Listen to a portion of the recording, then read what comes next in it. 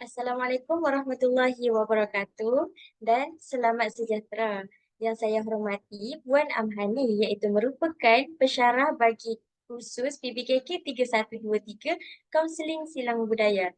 Jadi saya Hanisa dan juga rakan saya Madunisha akan membentangkan berkaitan dengan ulasan artikel iaitu dari aspek komunikasi berserta halangan komunikasi dalam silang budaya. Jadi saya akan teruskan dengan memperincikan berkaitan dengan isi kandungan iaitu pertama akan melihat dari segi pengenalan, yang kedua dari aspek ulasan artikel, yang ketiga aspek-aspek komunikasi, yang keempat halangan-halangan komunikasi yang berlaku menyebabkan daripada silang budaya dan penambahbaikan apakah yang perlu dilakukan dalam komunikasi tersebutlah supaya lebih berkesan. Okey, yang kelima adalah penutup dan akan disertakan juga rujukan dalam slide ini. Okey, kita akan lihat kepada yang pertama iaitu pengenalan. Jadi, apakah kaunseling silang budaya? Iaitu, kaunseling silang budaya ni adalah untuk membantu individu yang menghadapi masalah atau cabaran psikologi, iaitu dengan mengambil kira perbezaan budaya mereka, iaitu daripada rujukan Murugesan 2021. Jadi dekat sini diterangkan bahawa kaunseling silam budaya ni adalah untuk membantulah macam adanya aspek permasalahan dari segi komunikasi, iaitu kita nak komunikasi yang lebih berkesan. Jadi akan berlakulah kaunseling silang budaya. Seterusnya, apakah yang dimaksudkan dengan komunikasi kaunseling silang budaya? Iaitu interaksi yang melibatkan individu atau kumpulan yang datang dari latar belakang budaya yang berbeza-beza. Okay, latar belakang yang berbeza ni dari segi apa? Dari segi agama ada, dari segi kaum, dari segi etnik, dari segi adat resam dan sebagainya lah. Iaitu daripada Dietnika 2021. Jadi, perkara ini dapatlah disimpulkan bahawa suatu perkara yang penting iaitu untuk memahami komunikasi silang budaya yang berlaku. Okay. Dengan itu dapatlah mewujudkan persekitaran yang menyokong dan juga memudahkanlah pemahaman yang lebih baik antara kaunselor dan juga klien. Sebab apa saya kaitkan dengan kaunselor dan juga klien? Sebab kaunseling silang budaya ni akan berlaku tidak kira sama ada dalam sesi ataupun dalam kelas, dalam bilik darjah dan sebagainya. Tapi saya lebih spesifik kepada kaunseling sebab kursus saya adalah kaunseling.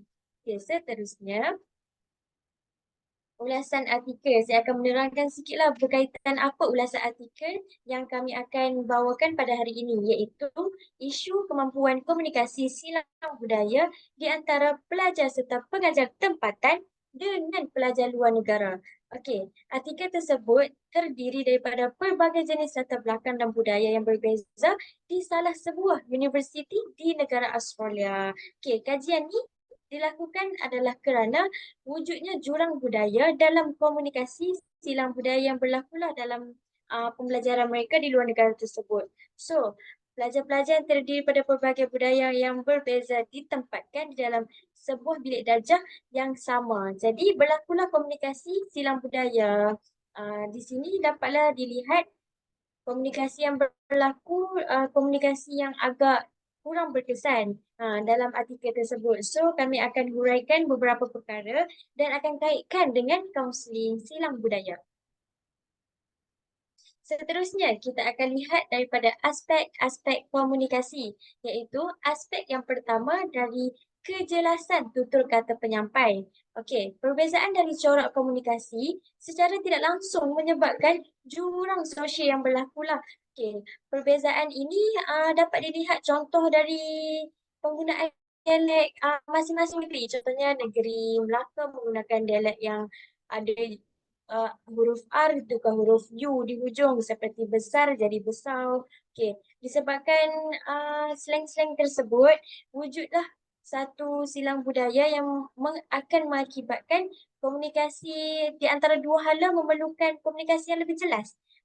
Contohnya dalam kaunseling, perlulah seorang kaunselor itu menggunakan bahasa yang lebih fokus dan juga lebih nyata dan tepat supaya klien ni lebih faham apa yang akan disampaikan oleh kaunselor tersebut untuk mengelakkan daripada komunikasi yang tidak berkesan ataupun untuk mengelak daripada perkara yang macam bila kita sampaikan sesuatu tapi orang takkan faham apa yang kita sampaikan.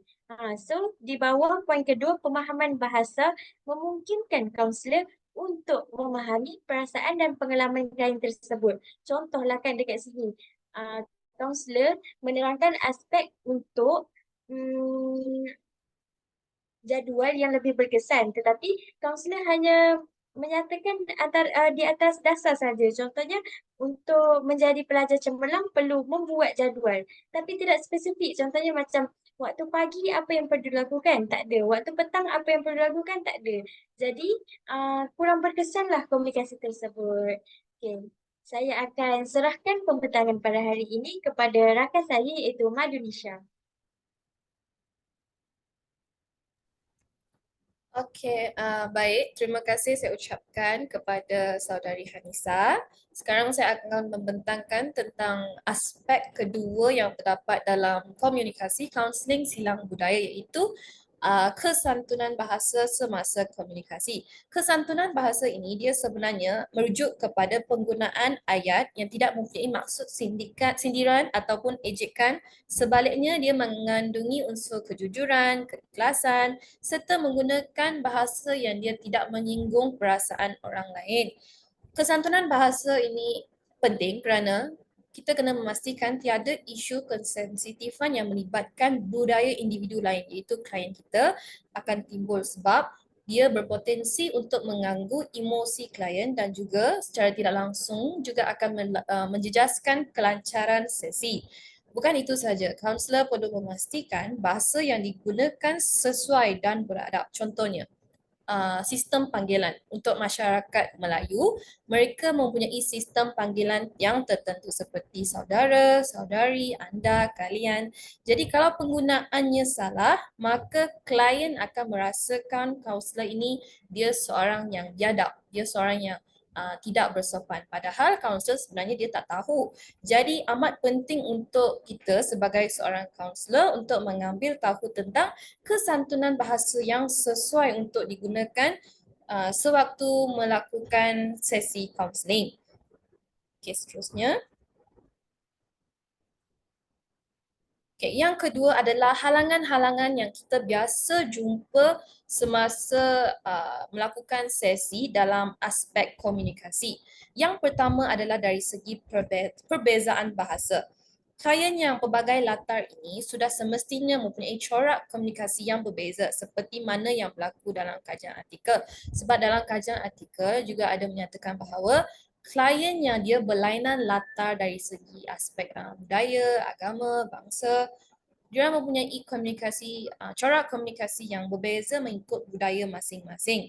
Jadi contohnya, klien kalau kita ambil dalam negara Malaysia, klien yang berasal daripada negeri Kedah, biasanya diorang menggunakan istilah hang, hampa, macam tu kan. Jadi sebagai kaunselor kita kena faham lah, kita kena tahu apakah yang tengah dimaksudkan oleh klien supaya dia tidak akan mengganggu ataupun dia tidak akan mengganggu kelancaran sesi lah biasanya.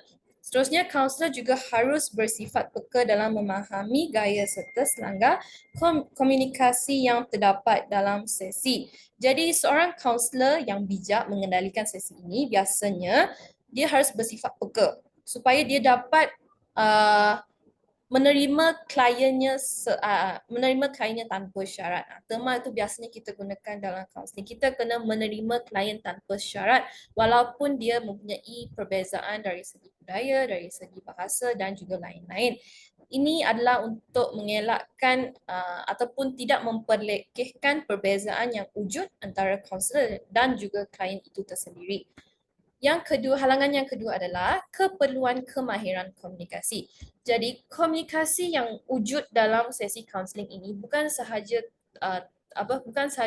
ditekankan dalam komunikasi lisan, tetapi komunikasi bukan lisan juga terlibat sekali. Hal ini kerana kliennya mempunyai cara atau gaya bahasa badan yang tersendiri mengikut budaya masing-masing. Contohnya, terdapat klien yang gemar mengangkat bahu bagi menyatakan kepada situasi tidak tahu. Terdapat klien yang menggunakan cara menggelengkan kepala dan terdapat klien yang menggunakan isyarat tangan. Jadi melalui komunikasi yang ditunjukkan oleh klien ini, kaunselor tidak boleh menganggap bahawa klien itu menunjukkan sikap yang biadab terhadap kaunselor, tetapi itu merupakan cara tersendiri daripada klien untuk memberitahu isu yang tengah dihadapinya tersebut ataupun menjawab soalan atau pertanyaan yang diajukan oleh kaunselor. Dalam konteks itu, kaunselor haruslah mempunyai pemahaman yang asas dalam memahami gaya bahasa badan klien. Itu sebabnya kita amat penting dalam sesebuah proses ataupun sesi kaunseling kita membina hubungan supaya kita tahu apakah gaya bahasa badan yang dapat kita lihat melalui pertanyaan ataupun jawapan-jawapan yang diberikan oleh klien. Okay, seterusnya. Okey. Dalam penutup, kami telah menulis tentang apakah yang dapat kaunselor buat dan juga apakah manfaat yang kaunselor dapat sekiranya komunikasi dalam kaunseling silang budaya ini berlaku dengan efisien. Okey, ini merupakan hasil-hasil daripada kami lah. Yang pertama, kaunselor dapat membangunkan hubungan yang kuat dan efektif dengan klien. Jadi dengan adanya kaunseling silang komunikasi dalam kaunseling silang budaya ini, maka klien dia akan mempunyai keyakinan diri yang lebih untuk mempercayai kaunselor bahawa kaunselor memang betul-betul dapat menjalankan sesi terhadap dirinya. Yang kedua adalah memastikan bahawa proses kaunseling dapat berjalan dengan baik tanpa sebarang halangan walaupun terdapatnya perbezaan dari segi budaya, bahasa, agama dan juga bangsa. Yang ketiga adalah memberikan manfaat yang optimum kepada klien. Maksudnya sesi yang klien hadiri itu dia sangat berpuas hati. Okey. Yang keempat adalah kaunselor perlu sentiasa melengkapkan pengetahuan mengenai budaya individu lain dari semasa ke semasa sebab budaya rakyat Malaysia ini terdiri daripada budaya yang berbeza-beza, terutamanya dalam sekolah. Kita pun lihat sewaktu praktikum, murid-murid kita ni terdiri dari berbagai bangsa, bukan sahaja bangsa Melayu, bangsa Cina, bangsa India, tetapi juga bangsa Iban, bangsa Kadazan Dusun dan juga lain-lain lagi. Yang terakhir adalah mengenali dan menghormati corak, gaya serta sensitiviti interaksi yang berlaku dalam sesi kaunseling silang budaya. Ini untuk supaya kita dapat mengelakkan ketidakpuashatian ataupun mengelakkan kita daripada menyebut tentang isu-isu sensitif budaya tersebut. Seterusnya. Okey, ini merupakan rujukan yang telah digunakan sepanjang menyelesaikan tugasan ulasan artikel. Seterusnya. Okey, ini merupakan artikel yang telah kami ambil iaitu yang bertajuk Komunikasi Budaya Silang, Kompetensi Pengajaran dan Pembelajaran Satu Analisis. Walaupun dia konteks kaunseling dalam artikel ini agak kurang tetapi kandungannya amat berkait dengan kaunseling silang budaya. Seterusnya. Okay, baik, itu sahaja daripada kami. Sekian, terima kasih.